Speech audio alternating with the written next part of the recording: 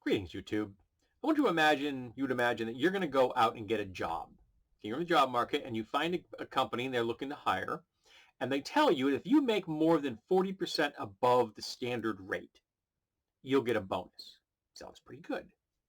But then you find out across the street, there is a company that says, okay, if you make more than 10% above the rate, you'll get the same bonus. They're telling you you're not going to hit until you hit above 40%. Now, who are you going to go work for? Right, the other company. And they're telling you, hey, if you go above 20%, you get twice that much. If you go above 30%, you get 3 times that. I mean, you're like, this is a much better company to go work for. There's no way I'm going to go work for the other one. It makes no sense. Now, since this is an RPG video, you know I'm not talking about jobs and bonuses. You know I'm talking about stats and bonuses. Because you see, at the moment, I'm looking at White Star.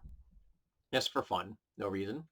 And White Star uses the old school stat breakdown for bonuses. And you have to have above a 14 to get a bonus. The game is saying that between 7 and 14 is average. Now, the average score in D&D or P1, I think in P2 as well, is 10.5, 10. We just usually round it down to 10. So 10 is the average score for a person. We could get rid of that and just use a bonus, so it could be a 0, and then you have bonuses and penalties. I think that's a much more elegant way to do it, particularly if you're doing a science fiction game. But they, again, want to harken back to the roots, so they're going with 3 to 18 instead of using just the bonuses or penalties, like, say, Mutants and Masterminds does. But if you have to have above a 14 before you get a bonus, and that's how the old school range goes, that seems very strange to me.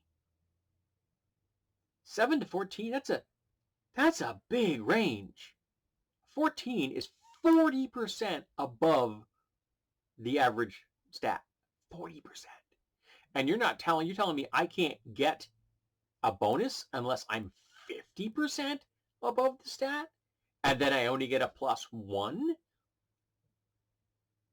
If you look at sports performance and you tell a coach, hey, I can tell you how to get a 10% better performance out of your athletes, and it is not illegal, and it will not have them fail a drug test, and it's perfectly acceptable for them to do, he would kiss your feet. A 10% improvement in performance? You shouldn't have to wait till you get more than a 40% to be considered good enough for a bonus. The modern 3rd edition and to the present stat bonuses make so much more sense. Yeah, I know that 1 point on the stat doesn't get you a bonus. That's only 5%. Okay? I can buy 5% not being much of a difference. Between 10 and 11, it's not that much of a difference. Between 17 and 18, it's a slight minus, but between 16 and 17, not as quite as much. Okay, you haven't got over that threshold yet. When you go from 17 to 18, okay, you've overcome that hump. But 16 to 17, you're not there yet. Okay, so you don't get that extra bonus. So it just seems so cruel. And it also just means that you end up with inflation. Everybody wants that bonus. And so they're going to honestly roll stats that are above 15 up. Why? Because they want the bonus. They're not dumb. And if you're doing the old school roll 3d6, and place them where you want, then you're just telling people they can't have fun. Because that's what that does. They can have the best darn concept for a character in mind, and yet they end up rolling crappy, and then suddenly they can't play any character in the game. There's no class they qualify for. Congratulations. You've just decided that person can't have fun. And I don't see why that's considered to be laudable. Even if you do 46, throw out the lowest, it's still not much. I'm a firm believer in point buy. Let people put the stats where they want to. And let people's stats have a meaning, and they don't have to wait until they get a 15 or higher. I despise that. Just like I despise the stat caps in 5th edition, I despise punishing people for not having stats that are 15 or higher. And I'm telling you, somebody with a 70 intelligence is not the same as a person with 140 intelligence. Because that's what you're telling me. You're telling me a 70 IQ and a 140 IQ are the same thing. And they aren't. I'm not picking on anybody. But that's the reality. And saying that that is in fact the same is just nonsensical. You're telling me that you don't actually understand how intelligence works.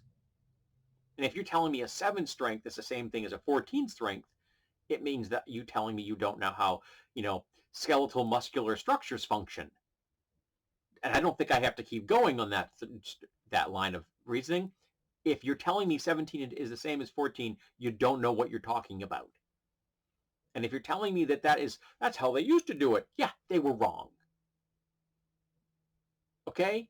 I know that you're going to say, just don't play the game. You don't need to play the game. Play another game. Okay, you're right. But if I'm seeing people do something that makes no sense to me, I'm going to comment. And saying that if you want to play that old game, you have to play a game that punishes you. Okay, go ahead and play the game that punishes you, I guess. But if that game is presenting something to me that absolutely makes no sense, I'm going to talk about it. And telling me a 7 is the same thing as a 14 makes no sense.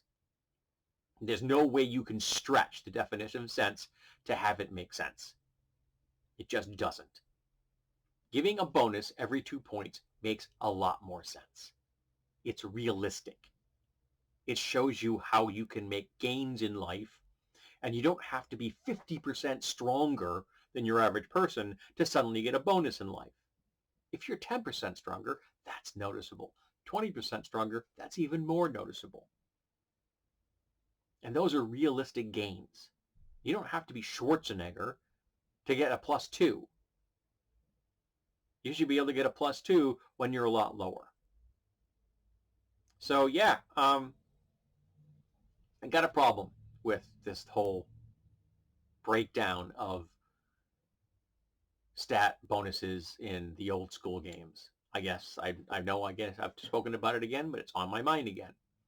And it's just as dumb now as the first time I saw it. I didn't think of it was dumb back in the day. Why? Because that's what we played. It's all we had.